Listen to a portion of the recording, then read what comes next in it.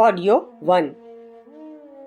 પુસ્તકનું નામ વિશેષજ્ઞોના મતાનુસાર ધૂમ્રપાનથી થતું નુકસાન. લેખક પંડિત શ્રીરામ શર્મા આચાર્ય. માતા ભગવતી સ્વયં સંચાલિત પુસ્તકાલય. આ પુસ્તક ગાયત્રી માતાની કૃપાથી આપની પાસે આવ્યું છે. આને કુટુંબના દરેક સભ્યને વંચાવશો. પુસ્તક વાંચીને અન્ય વ્યક્તિને આપશો, જેથી જ્ઞાનનો પ્રકાશ અનેક લોકો સુધી પહોંચી શકે. દીપથી દીપ પ્રગટતો રહે. આપ પણ થોડાક પુસ્તકો સમાજમાં વહેંચો. સર્વનાશી મદ્યપાન. આયુર્વેદના મતાનુસાર માદક અર્થાત નશીલી ચીજોની વ્યાખ્યામાં કહેવામાં આવ્યું છે, બુદ્ધિમ લુંપતિ યદ્દ્રવ્યમ મદકારી તદુચ્યતે. અર્થાત જે વસ્તુ બુદ્ધિનો નાશ કરી દે છે તેને ઉન્માદક કે નશાકારક કહેવાય છે. શરાબ પીવાની અસરોનું મૂલ્યાંકન કરનારા વિશ્વ સ્વાસ્થ્ય સંગઠનના એક અહેવાલ અનુસાર જો શરાબની બોટલમાં એક માંસનો ટુકડો નાખવામાં આવે તો તે પીગળીને તાર તાર થઈ જાય છે. આ રીતે આલ્કોહોલ જ્યારે લોહીમાં 0.2% થી 0.5% સુધી પહોંચી જાય છે તો ખૂબ નશાની હાલતમાં દારૂ પીનાર વ્યક્તિનું મૃત્યુ થઈ જાય છે. શરીરમાં પ્રવેશેલા શરાબમાંથી માત્ર 2 થી 10% પરસેવા, ફેફસા અથવા પેશાબના માર્ગે બહાર જતો રહે છે. બાકીના 90%નો બોજ લીવર પર પડે છે. સૌથી વધુ નુકસાન શરીરના એવા અંગોને થાય છે કે જે શરીરના વિવિધ ચયાપચયની ક્રિયા સાથે સંકળાયેલા હોય છે.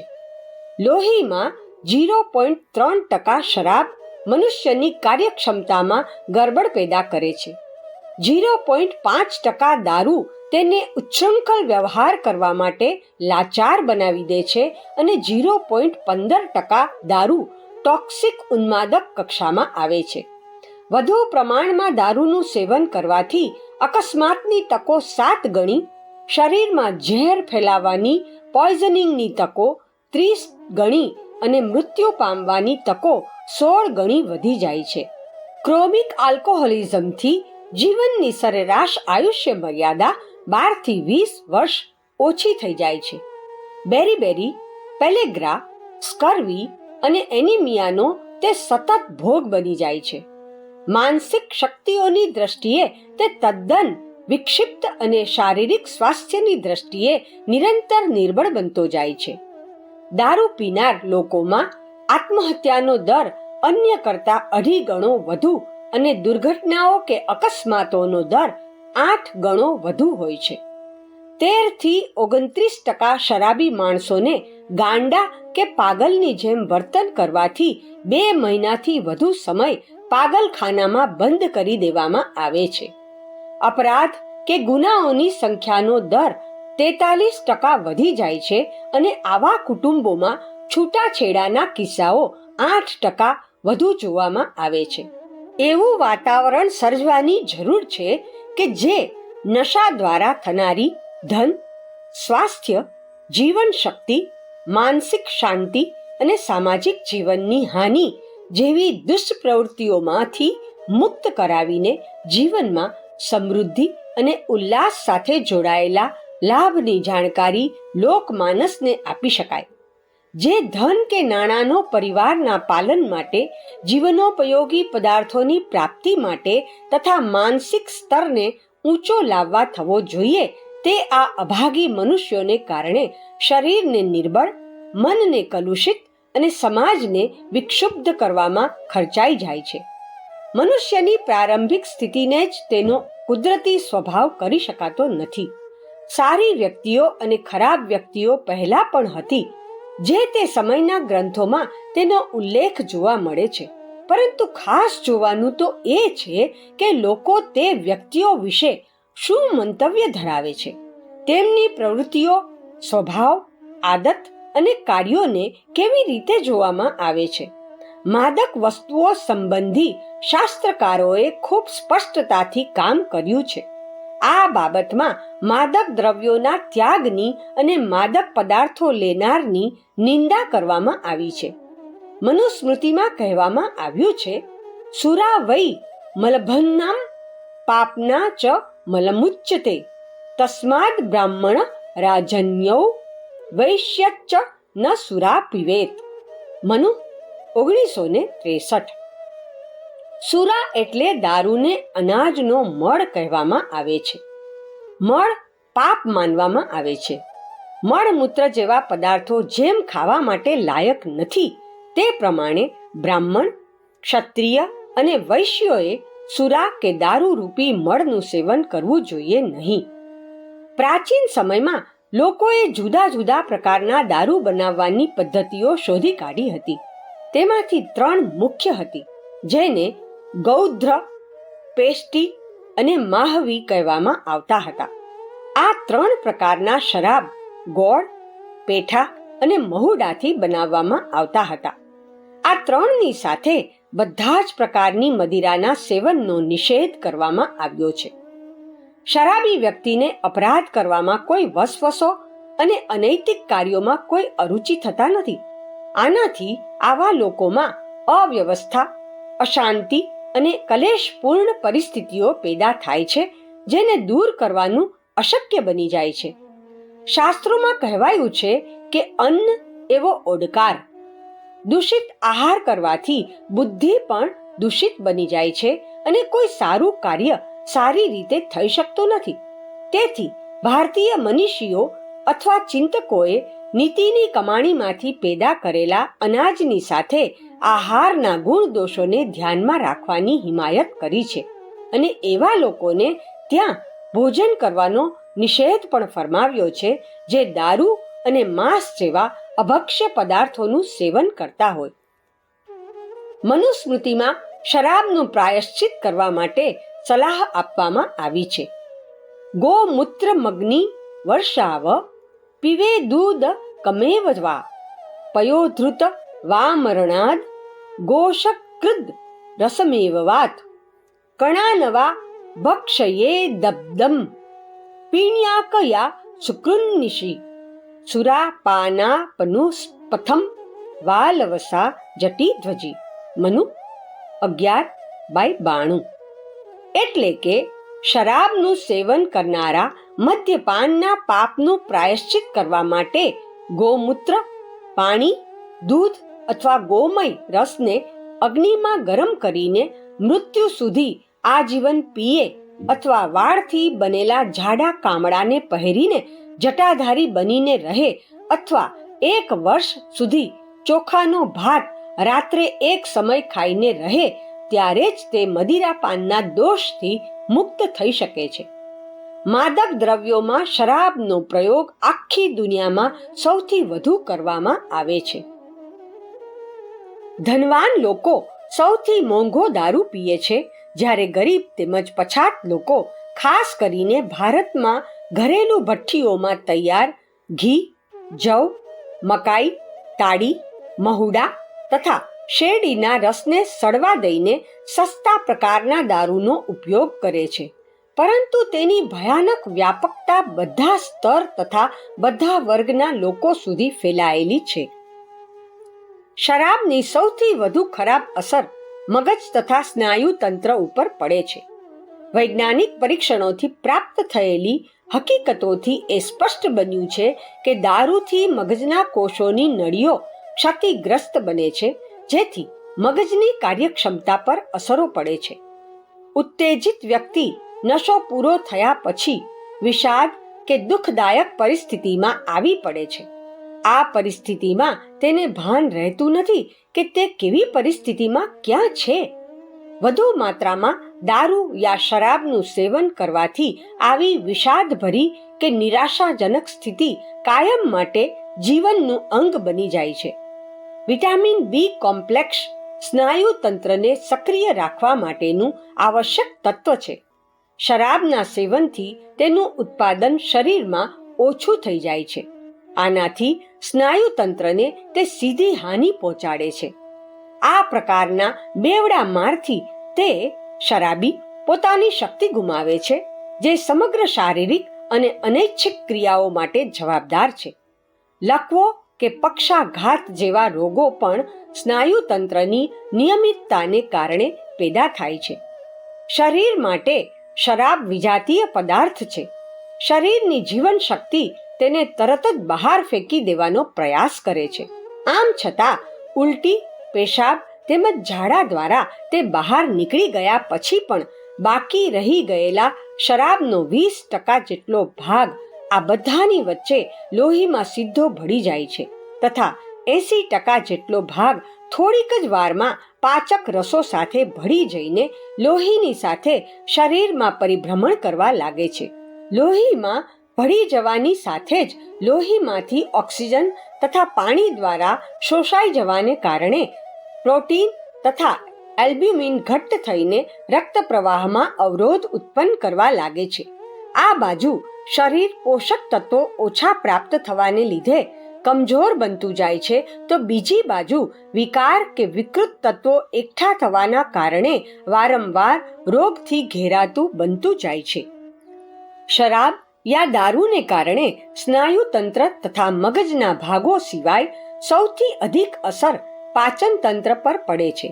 શરાબમાં રહેલો આલ્કોહોલ પેટમાં પહોંચતા જ પાચક રસોનો સ્ત્રાવ કુંઠિત થાય છે અથવા અવરોધાય છે, જેને કારણે પાચન ક્રિયા ધીમી પડી જાય છે અને વાયુ વિકાર વધી જાય છે અને લોહી બનવાની ક્ષમતા ઘટતી જાય છે. શરાબથી હૃદય પર પણ ઓછી અસર થતી નથી. એક બાજુ શરાબી માનસિક દ્રષ્ટિએ ધૂની, અસ્તવ્યસ્ત અને જીવન સંઘર્ષ માટે અસંતુલિત મનવાળો હોય છે, તે જ રીતે શારીરિક રીતે નબળો થતો જાય છે. વજન ઘટવું, ભૂખ મરી જવી, સવારે ઉલટીઓ થવી વગેરે આપત્તિઓ પેદા થાય છે. શરાબ જેવા માદક દ્રવ્યોનો પ્રયોગ માનવ જાતિ માટે દરેક રીતે સમસ્યાઓ પેદા કરે છે. દૈનિક જીવનની મુશ્કેલીઓ તેમજ તાણ કે તણાવમાંથી મુક્ત થવા માટેનો આ પ્રયોગ તો ઝાંઝવાના નીર જેવો છે, જેની પાછળ દોડ્યા જ કરીએ તો પણ તેનો અંત આવતો નથી. તે વ્યર્થ છે આવું જાણ્યા પછી પણ અનેક વ્યક્તિઓ શરાબના બંધનમાં ફસાઈને કમાણી ગુમાવી દે છે અને વ્યાધિગ્રસ્ત જોવા મળે છે. આ એક પ્રકારની એવી મોહજાળ છે જે લાચાર વ્યક્તિને દારૂના અડ્ડા પર ખેંચી જાય છે અને તેના સ્વતંત્ર વિચારોને કુંઠિત કરી દે છે. શરાબ વસ્તુતઃ એક ભયંકર અભિશાપ છે, છતાં લોકો ચોરી છુપીથી તે બનાવે છે અને સરકારી દુકાનોમાંથી ખરીદીને તે પીએ છે અને પોતાનો શોખ પૂરો કરે છે. શરાબ પીવાથી કેટલા લોકો અકાળે મૃત્યુ પામ્યા, કેટલા બરબાદ થયા, કેટલા પરિવારોના સુખ શાંતિ છીનવાઈ ગયા તેના આંકડા કે સંખ્યા ઉપલબ્ધ નથી, પરંતુ એવું અનુમાન છે કે પ્રત્યેક 100 માણસોએ 15 વ્યક્તિ શરાબ પીએ છે. અર્થાત લગભગ 7 કરોડ ભારતવાસીઓ શરાબ યા દારૂનું સેવન કરે છે. તેમાંથી લગભગ 20,000 વ્યક્તિ દર વર્ષે અસાધ્ય રોગોનો ભોગ બને છે અને લગભગ એટલા જ મોતના મુખમાં ધકેલાઈ જાય છે. આ ઉપરાંત 1 લાખ જેટલી વ્યક્તિઓ ભયંકર ગુનાઓ, હત્યાઓ, લૂંટફાટ, ચોરી, જુગાર અને વ્યભિચાર વગેરે આચરે છે. ગેરકાનૂની શરાબ ગોળ અને નવસારમાંથી બનાવવામાં આવે છે, જેમાં મિથાઇલ આલ્કોહોલ, ઇથાઇલ આલ્કોહોલ, શુદ્ધ spirit, French polish, chloral hydrate, sulphate, ammonium nitrate, copper, તાંબુ, સલ્ફેટ, ઝીંક સલ્ફેટ, જસતનો ક્ષાર વગેરે પદાર્થો ભેળવવામાં આવે છે અને તેમના મિશ્રણ રૂપે તૈયાર કરવામાં આવે છે. આ બધાને માટલામાં કે ઘડામાં ભરીને ઝડપથી સડવા માટે સડેલા ઈંડા, સડેલા શાકભાજી, દેડકા, ખિસકોલી નાખવામાં આવે છે, જેથી ઝડપથી ઉકળી ઉઠે. આને પરિણામે દુર્ગંધવાળા કીડાઓ તેમાં ખદબદી ઉઠે છે અને મિથાઇલ આલ્કોહોલ કાતિલ ઝેર તૈયાર થઈ જાય છે, જેને પરિણામે નવા શિખાઉ દારૂ બનાવનારાઓ મોતને શરણ થાય છે.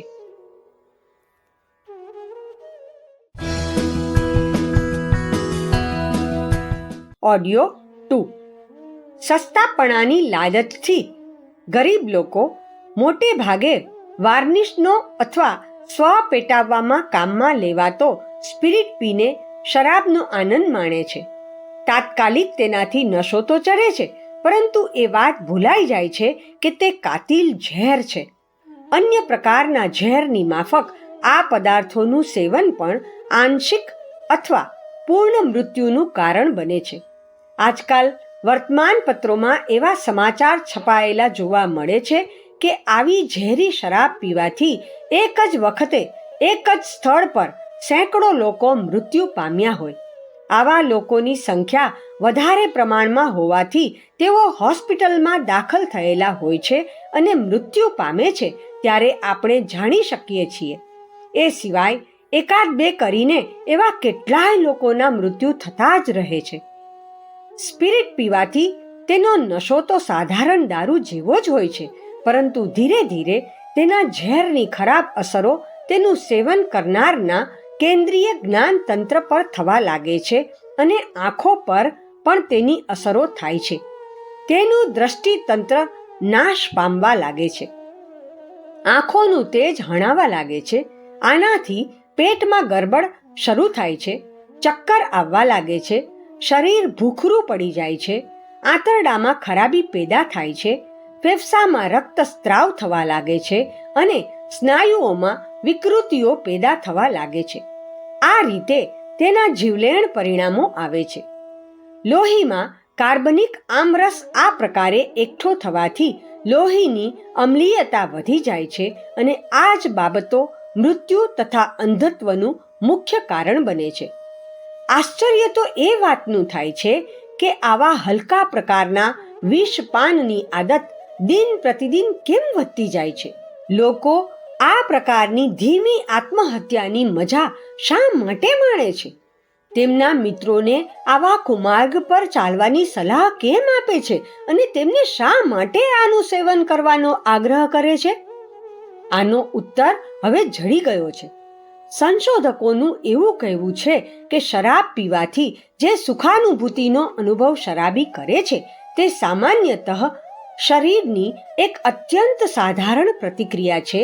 તે જ્યારે આવી શારીરિક પ્રક્રિયામાંથી આનંદનો અનુભવ કરે છે ત્યારે તેને વારંવાર આનું પુનરાવર્તન કરવાનું મન થાય છે.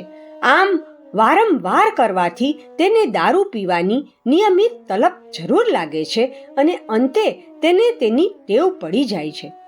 આલ્કોહોલ પેટમાં જવાથી આંતરડાની દિવાલોમાં પાણી શોષાઈ જાય છે. આ પ્રક્રિયાથી શરીરમાં દાહ પેદા થવાની અનુભૂતિ થાય છે. આમ થવાથી દારૂડિયો પોતાના શરીરમાં ગરમી પેદા થવાનું અનુભવે છે અને આ ગરમાવાથી તેને મિથ્યા સુખ યા આનંદનો અનુભવ થાય છે. ઠંડા દેશો તથા ગરમ દેશોમાં ઠંડીની ઋતુમાં નશાખોરો માટે દારૂ પીવાનું આ એક બહાનું પણ તેમને મળી જાય છે, પરંતુ આ માત્ર એક ભ્રમ છે. આલ્કોહોલને પચાવવાનું કાર્ય યકૃત કરે છે. જ્યારે શરાબ અતિ તીવ્ર હોય છે તો આલ્કોહોલ પેટની દિવાલોમાંથી પાણીનું એટલી ઝડપથી શોષણ કરે છે કે તે દિવાલોમાંથી રક્તસ્ત્રાવ લોહીનો પ્રવાહ થવા લાગે છે. વારંવાર આ રીતે રક્તસ્ત્રાવ થવાથી અલ્સર થવાનો ભય રહેલો છે. શરાબ યા દારૂને સુરા, વારુણી, મદ્ય, મદિરા આદિ નામોથી ઓળખવામાં આવે છે. શરાબને ઝેરથી ભયંકર કેમ માનવામાં આવે છે તેના પર વિચાર કરનારા અથવા તેનું પૃથક્કરણ કરનારા વૈજ્ઞાનિકોનું એવું મંતવ્ય છે કે આ એક પ્રકારનું આલ્કોહોલ છે જે એક પ્રકારનું તીવ્ર ઝેર છે. શરાબની કેટલીક જુદી જુદી જાતો છે. Wine, beer, brandy, whisky, vodka, champagne, sherry, port wine, country liquor વગેરે. વાઇનમાં આલ્કોહોલ જેટલો વધુ હોય છે તેટલા જ પ્રમાણમાં શરાબ તેટલી જ નશીલી, ઝેરીલી અને વિષૈલી હોય છે. તેના સેવનથી પ્રમાદ, આળસ, ક્રોધ, વ્યભિચાર, અનાચાર અને જુગાર જેવી અનિચ્છનીય પ્રવૃત્તિઓ કરવાની આદત કેળવાય છે. મદ્યપાનની આદત પડવાથી અથવા તેનું વધારે પ્રમાણમાં સેવન કરવાથી મનુષ્યનું મન કે મગજ વિકૃત બની જાય છે. મગજના કોષો, ન્યુરોન શિથિલ અને નિષ્ક્રિય બની જાય છે. દારૂનું સેવન કરનાર વ્યક્તિને જ્યાં સુધી પીવા મળતો નથી ત્યાં સુધી તેનું મગજ કામ કરતું નથી. શરાબ પીનાર વ્યક્તિના મગજના કોષો, ન્યુરોનના બહારના પડ કે આવરણ કઠોર બની જાય છે. તેમના મગજના ન્યુરોન ત્યારે જ સક્રિય થાય છે કે જ્યારે તેઓ ફરીથી દારૂ પીએ છે. એ સિવાય મગજના ન્યુરોન કોઈ પણ પ્રકારના સંકેતો ગ્રહણ કરવામાં કે તેમનું વિશ્લેષણ કરવામાં કે તે સમજવામાં નિષ્ફળ નીવડે છે. શરાબમાં ભરેલો આલ્કોહોલ ન્યુરોનના બહારના પડ પર ચોંટી જાય છે અને ક્રમશઃ તેને મજબૂત કે નક્કર બનાવી દે છે.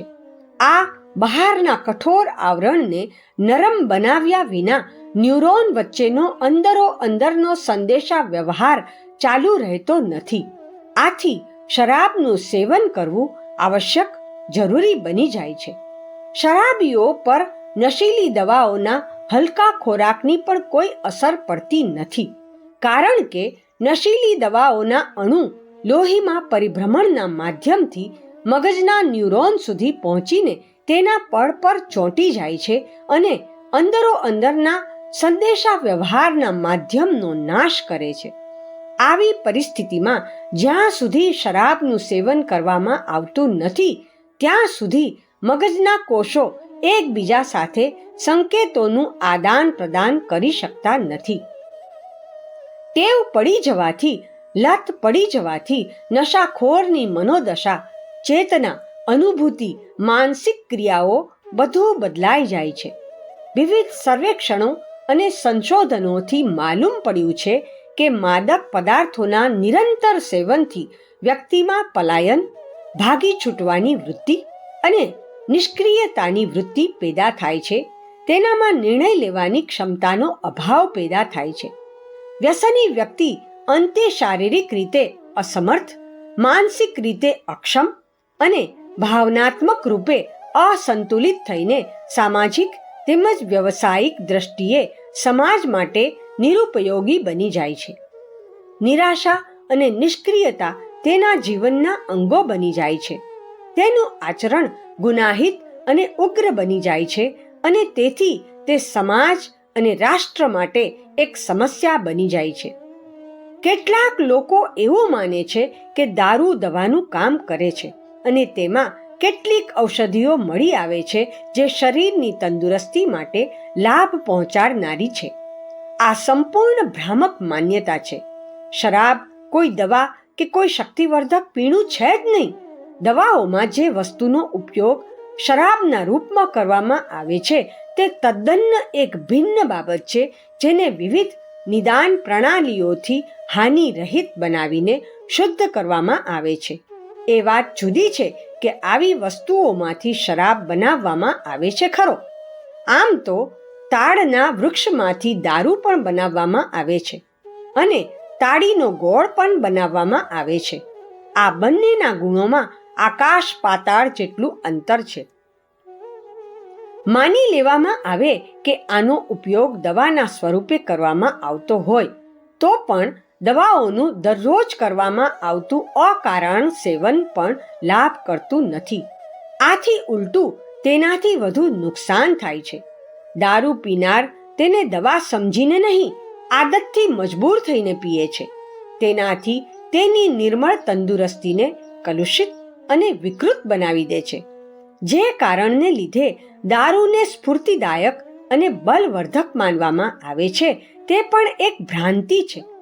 શરાબ પીધા પછી વ્યક્તિ પોતે પોતાની જાતને ભલે સ્ફૂર્તિલી કે ચેતના સભર માનતી હોય, પણ અનુભવ કરવાથી તે સ્ફૂર્તિ કે ચુસ્તી દારૂ પીવાથી આવતી નથી.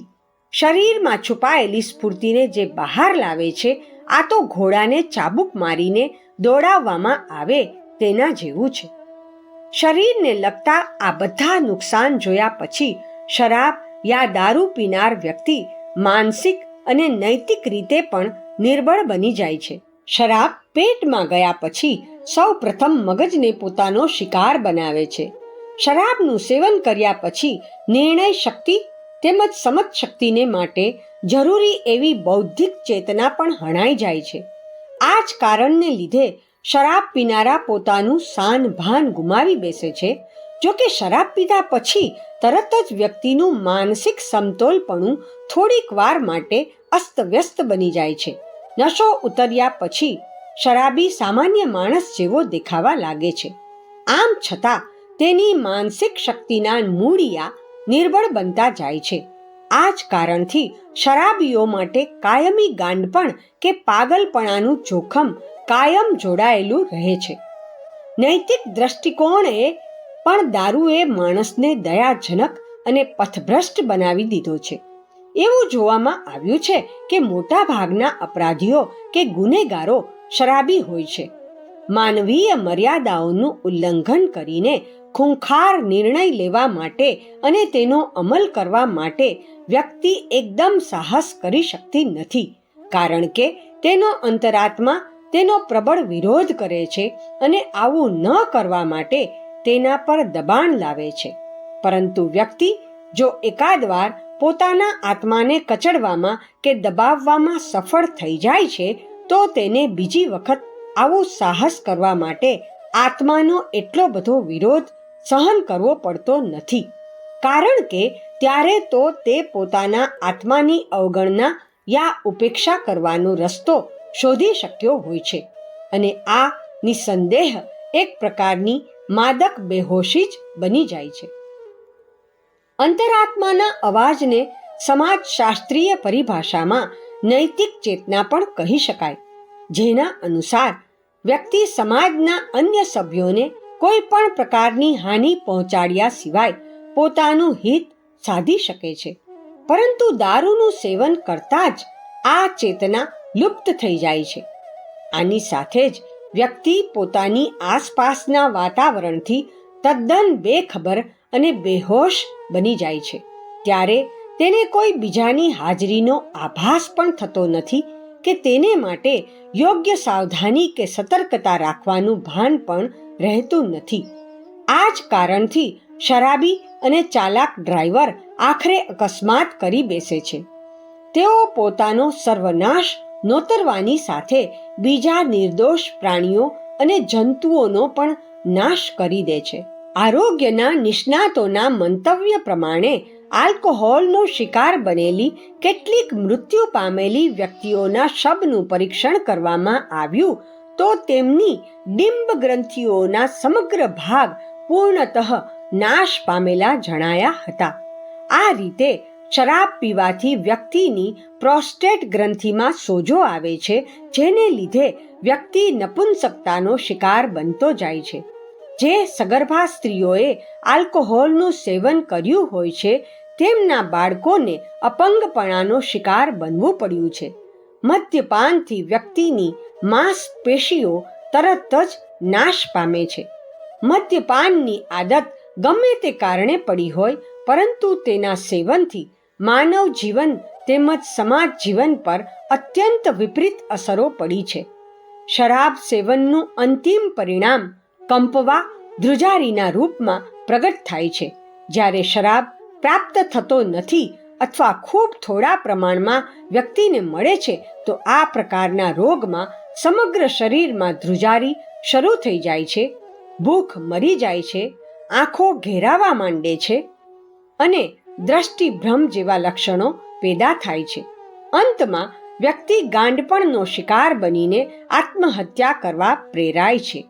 આંકડાઓ પરથી એવું સાબિત થાય છે કે લગભગ 20% મૃત્યુ મોટે ભાગે આના કારણે જ થાય છે. યોગ્ય સમયે જો આની તરફ ધ્યાન આપવામાં નહીં આવે અને આને અટકાવવાના ઉપાયો શોધવામાં નહીં આવે તો મદ્યપાન રૂપી પિશાચ એક દિવસ મોટા ભાગની જનસંખ્યા તથા માનવ વસ્તીને મૃત્યુની ગોદમાં સમાવી લેશે. મદ્યપાન જોડે મનુષ્યની વિચાર કરવાની અને સમજણ શક્તિ, વિવેક શક્તિનો નાશ કરે છે. તેથી જ શરાબ યા દારૂને મનુષ્ય જાતિનો દુશ્મન માનવામાં આવે છે. મનુષ્ય જાતિની સૌથી મોટી શક્તિ અને વિશિષ્ટતા તો એ છે કે તેનામાં વિચાર કરવાની અને સમજવાની શક્તિ યોગ્ય પ્રમાણમાં છે. માણસની મગજ દ્વારા વિચાર કરવાની વિશિષ્ટતા જ તેને અન્ય પ્રાણીઓથી જુદો પાડી તેને વિશિષ્ટ બનાવે છે. જ્યારે આ જ શક્તિ નષ્ટ થઈ જાય અને નિષ્ક્રિય બની જાય છે તો મનુષ્ય એ મનુષ્ય જ રહેતો નથી અને પશુ પણ બની શકતો નથી. તેથી જ એવું કહેવાયું છે કે શરાબ જ્યારે મનુષ્યની અંદર પ્રવેશે છે તો સૌથી પહેલા આદમીને બહાર કાઢી મૂકે છે. આ કથન અક્ષરશઃ સત્ય છે. જ્યારે મનુષ્યની મનન વિચાર કરવાની શક્તિ જ તે નિષ્ક્રિય બનાવી દે છે તો તેનામાં સારું નરસું સમજવાની શક્તિ ક્યાંથી આવે? આ જ કારણથી સંસારમાં જેટલા ગુના બને છે તેમાંથી મોટા ભાગના શરાબ પીધા બાદ જ થાય છે. સંપૂર્ણપણે જોઈએ તો શરાબને કારણે મનુષ્યના સ્વાસ્થ્ય, ધન, સમય અને માન મર્યાદાનો તો નાશ થાય છે જ.